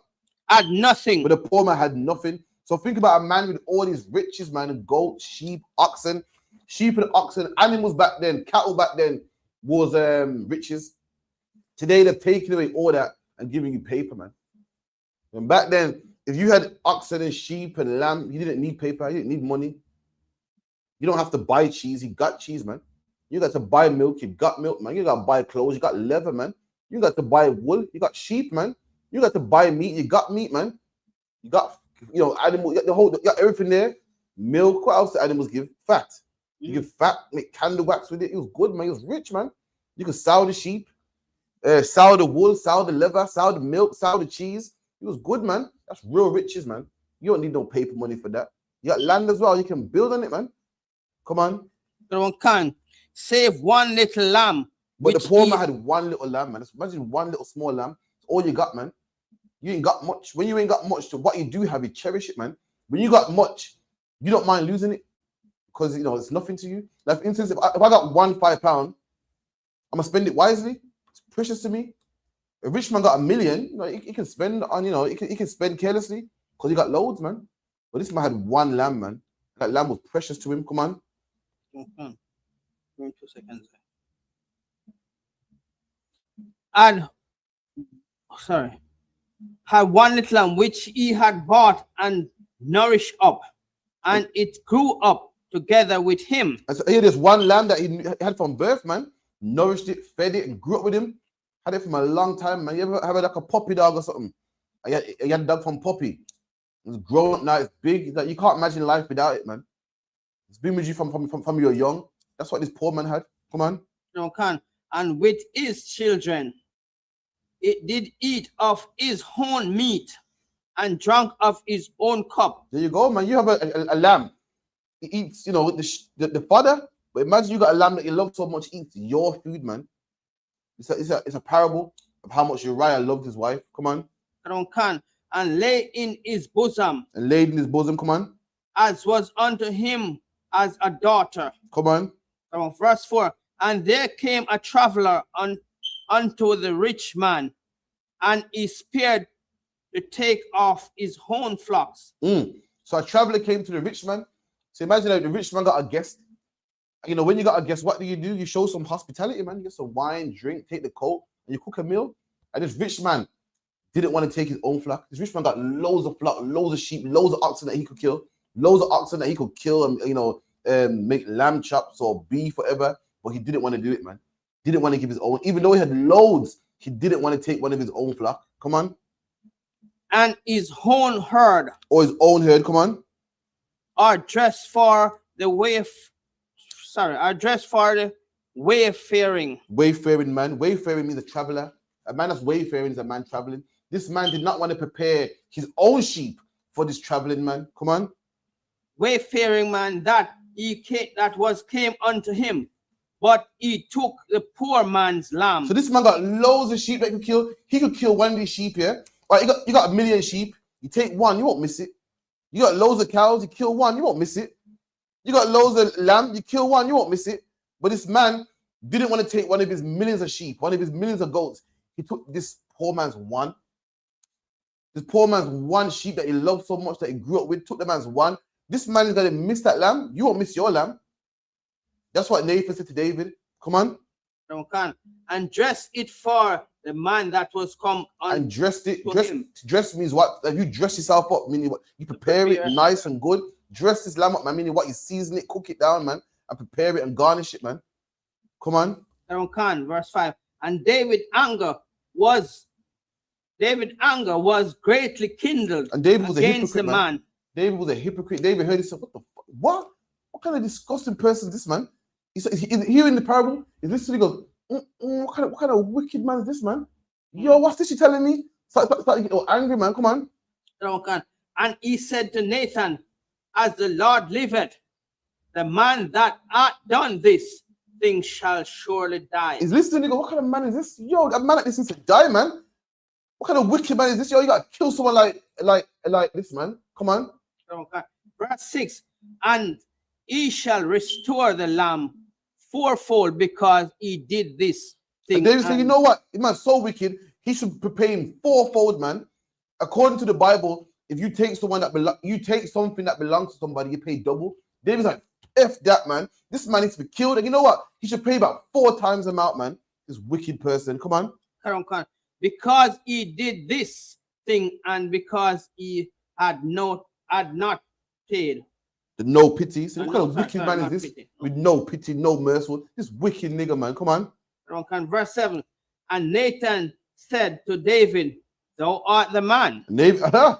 So lucky, man. David was moving like a Christian at this time, man. Christians love talk about how people are wicked and they're wicked and they're this and that. Meanwhile, they allow Chichi man on the choir, man. You say, what? This man did this. Yo, kill him, crucify him, man. Yeah, but you did this also. Oh.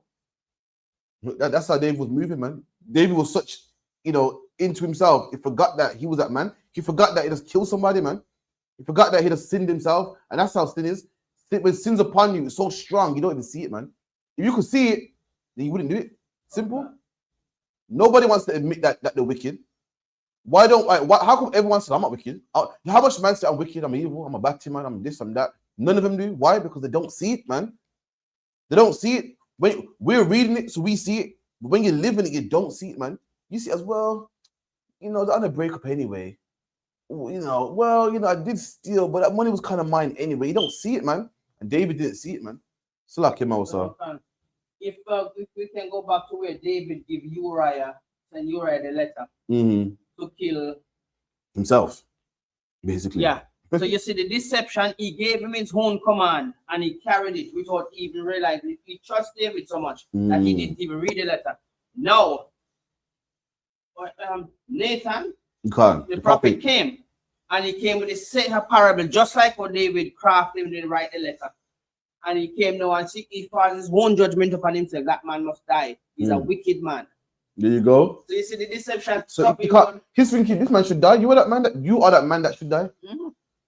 Christian love talk about who should die and who should die. According to the Bible, you should die, man. Christian love talk about who's going to hell and who's gonna make it. Listen, you celebrate Christmas, man. You see how it affected him when Nathan tell him you are the man. Can't. He thought it was all right. Trust him. Yeah, man, that man should die. You are that man. You are that man that took a man's one sheep. Imagine David. David, you are king. Any woman you can have, you can get, man. And you got money and riches and castles and land. You can get any woman you want, but you wanted this man's one woman, man. This man's one sheep, man. You wanted it, man. You 1,000. Any woman you want, man. Any flavor, man. You know the ones, man, saw. Any flavor, any shape, any type you want, David. All you got to do is say, yo, I want you. I want you. And you got it, man. And the one that was taken, you wanted. You're that one man with loads of sheep that wanted this man's one sheep, man. And he don't even know it. Come on. Verse 7. And Nathan said to David, thou art the man. Thus saith the Lord God of Israel. I anointed thee king over Israel, and I delivered thee out of the hand of Saul. Come on. Verse 8. And I gave thee thy master's house and thy master's wife into thine bosom. There you go, man. Lord, so I gave you wives, man. Plenty of wives. It's not like you got no excuse for having sex with this man's wife. You get loads of wives. I gave you wives, man. Plural wives that I gave you. Come on. And gave thee the house of Israel and of Judah. And if thou had been too little, I would moreover give him unto thee much. And the Lord said, listen, if that was too little, I will give you more. If that was too little, I'll give you more, man. He's saying to you, listen, you don't have to take no man's wife. I'm giving you wives, and if that wasn't enough for you, I would have given you more, man. You did not have to take this man's wife. Come on. I would moreover have given unto thee such and such things. Yeah, good Lord, I would have given you such things. If you wanted wives, I would have given it to you, man. You wanted riches, I would have given it to you, man. Come on. Verse 9. Wherefore hast thou desire the commandment of God to do evil in his sight? And the Lord said, what David done was evil, man. Having sex with a man's woman is evil, man. It's not funny. It's not applauded. It's not masculine. It don't show you how much of a man you are. It's evil, man. To commit murder on your own brother is evil, man. It's not funny. It's not trickery. It's not, oh, that was a smart move, man. It's not, man. It's wicked, man. It's evil, man. Come on. Thou art killed Uriah the Hittite with the sword and art taken his wife to be thy wife. And the Lord said, you killed a man's wife. You killed a man and taken his wife to be your wife. Come on. And art slain him with the sword of the children of Haman. Come on. Verse 10. Now therefore the sword shall never depart from thine house. There you go, because you killed this man and ruined his house. The Lord said, I'm going to put a sword upon your house, man. And later on, when you read the Bible, it happened. One of David's sons killed another one of his sons. David was on the run until the anger of the Lord passed, man. But David had to feel it, had to get it, man. And this, the Bible says, let me get it real quick. Drop that. Give me That was a crafty plan still, enough. That was cold. And when he come back to him in that parable, because it's come verbally, he couldn't even work it out. Didn't even see it, man. Give me Romans 15:4.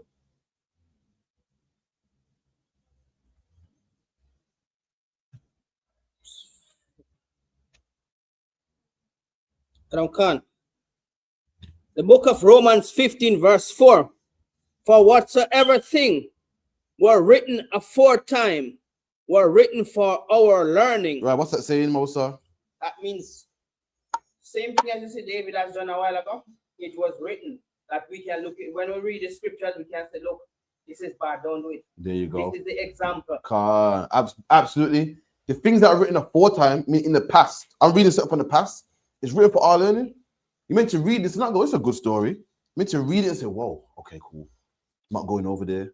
All right, man. Miss so-and-so got a man. All right, I'm going to leave her alone, man. Miss so-and-so likes me. But she always making eye signals, but she got a man. I'm not going over there. These things are written for our learning. They're written so we can learn and hear from it and say, okay, leave that alone. Like Ira said, can't abstain. It's written so we can see it and say, I ain't doing that, man. That's what it's written. That's what it's here for. It's not just a nice story to listen to. It's to actually do it, man. It's really meant to read this and say, okay, cool. I don't want to get punished like David. I'm not doing that, man. I don't want to. I saw what happened to Sodom and Gomorrah. I'm not gonna be LGBTQ, man. I saw what happened. You know what I mean? When Uriah killed his brother, man. I'm not doing that, man. You meant to read these stories, read what this history. I'm not gonna call it stories because stories is fictional, man. You meant to read this history because these things are written for our learning, man, so we can learn from it, man. And if David got punished, black man, what are you, man? Who are you? Who are you, man? David the king got punished. Then what will happen to us, man? Go back to where you were 12 and about 12 and 15. No, 14. Okay. The book of Samuel, 2 Samuel 12, verse 14. Albeit because by his deeds thou hast given great occasion to the enemies of the Lord to blaspheme. The children also that is born unto thee shall surely die.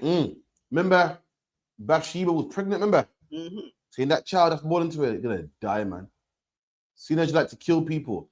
That baby that you love so much, you think it's yours now. King David's thinking he can kill Uriah, take his wife, get her pregnant. Nobody would know about it. Start a new family. The Lord said, we ain't doing that.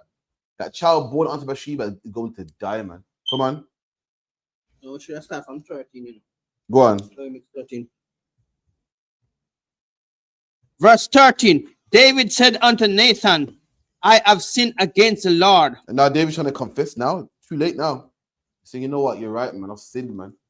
I've committed an offense against the Lord, man. Come on.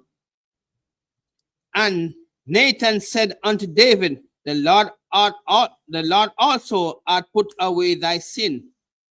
Thou shalt not die. So the Lord said, you know what? You're not going to die. For this thing, you should die. But again, the Lord's a judgment. Sometimes the Lord has mercy. So it's up to the Lord. The Lord will punish you in different ways. And the Lord decided not to kill David. But David got punished, though. You feel me? You know, like you know how sometimes one man might eat pork and get cancer.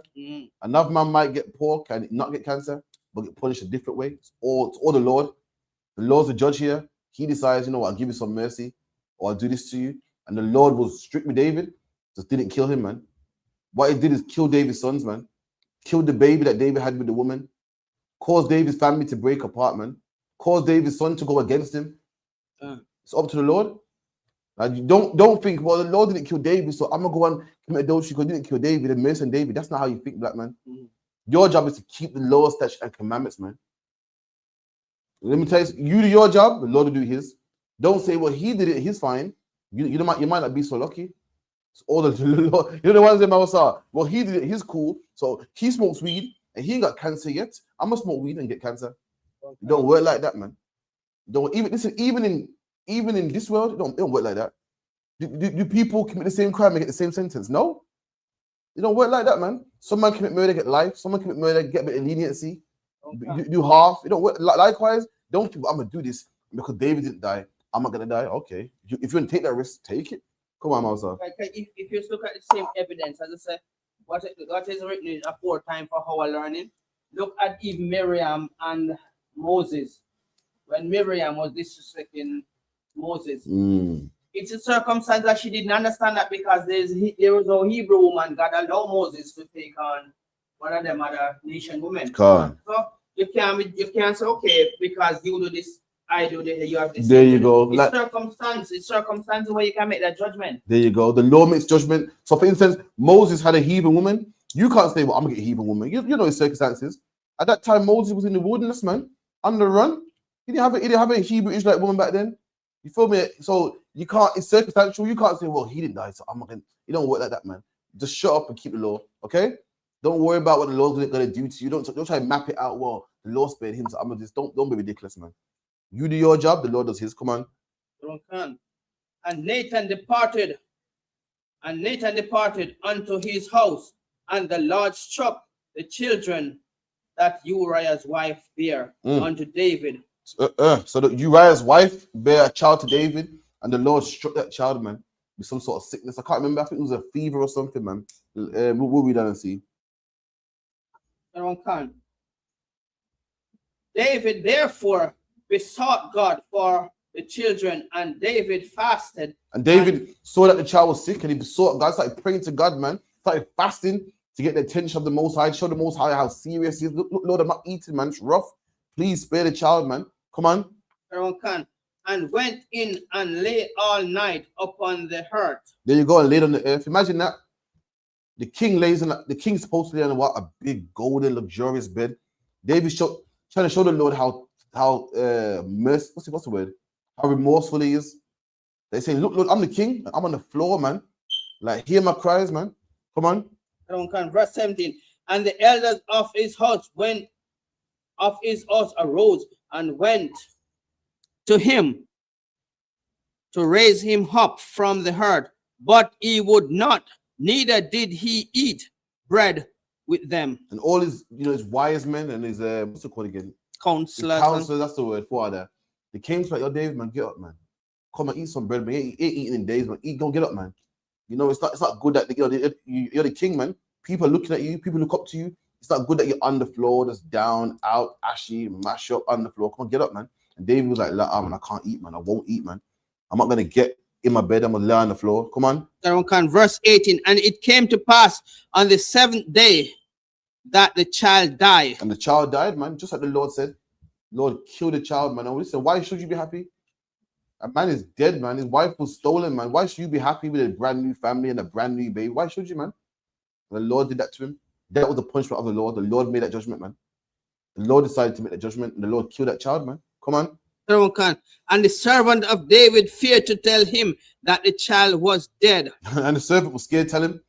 You ever been scared to tell somebody something? Yeah. You're not sure what they do to themselves. You think, whoa. The first thing when you're telling me my shock, you might yeah, remember, like, you ever had a family member who's already sick in their head? They're already kind of mad.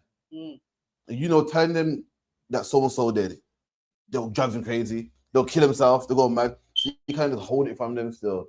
They're seeing David on the floor and crazy not eating and thinking, boy, I don't think it's the right time to tell him this. They're like, the time this Lord knows what he would do. He might harm himself. So the child did like, about to hold it for a bit, man. Yo, look at him already on the floor. He's not eating. I don't think it's the right time to tell him this, man. Just like in time when all of his kids were dying, as soon as one next one will come in. I family member that died in England, and they were scared to tell his family back home. And for years, has left it, man. And the one day they finally told him, because some people their head can't take it. You feel me? Go on. Especially situation where they're mighty at the moment. Yeah, make it worse. Even that deep weeping that morning, they would tell say the child died. He might kill himself. He might snap. He might go crazy. He might, head might never come back again. Go on. For they said, behold, while the child was yet alive, we spake unto him, and he would not hearken unto our voice. There you go. They said when the child was alive, he would listen to us. Come on. How will he then vex himself if we tell him that the child is dead? There you go. So when the child was alive, he's moving crazy. He wouldn't listen to us. He wouldn't get off his bed. He wouldn't eat no food. He wouldn't get off the ground. So if the child's dead, imagine what he would do. Remember, he wouldn't listen to us when the child was alive. Now the child's dead. He definitely ain't getting up now. He definitely ain't gonna eat no food now. He's gonna marga down to nothing. We can't have this. We need our king nice and strong. Maybe that's like he might harm himself. Verse 19. But when David saw that his servants whispered, David perceived that the child was dead. David went fool, man. He wasn't a fool. So you ever see people whispering? He's no, or go on, like that's bad news over there, man. People should hide something from there. What's going on? Everything's cool, man. Everything's cool, man. Yeah, man. You go. He knew. He saw them whispering and murmuring, trying to, you're right, sir. It's nothing, man. Child's fine. He said, you know what, the child's dead, man. Flack, that's the class anyway. We'll pick it up next week. But that's the class anyway. We'll give it to a priest and prophet. Mawasar with the announcements and the Lord's prayers. Clap it up first, foremost. That should be right here. Try this one. If not, it's that one.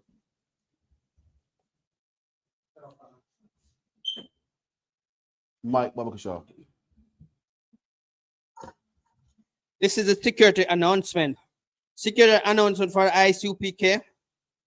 We are the ISUPK, started out of 125th Street, Harlem, New York.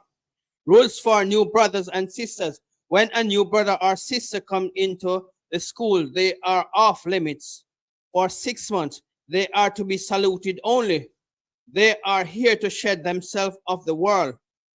If they need transportation, the teacher will arrange it. After 6 months, if a brother or sister has an interest in a particular person, he or she must get permission from the head to speak to a brother or sister. There is another 3 months in which the brother and sister will court each other. After this 6 months period, the brother and sister will get permission from the head to marry. Tithes, which is a commandment.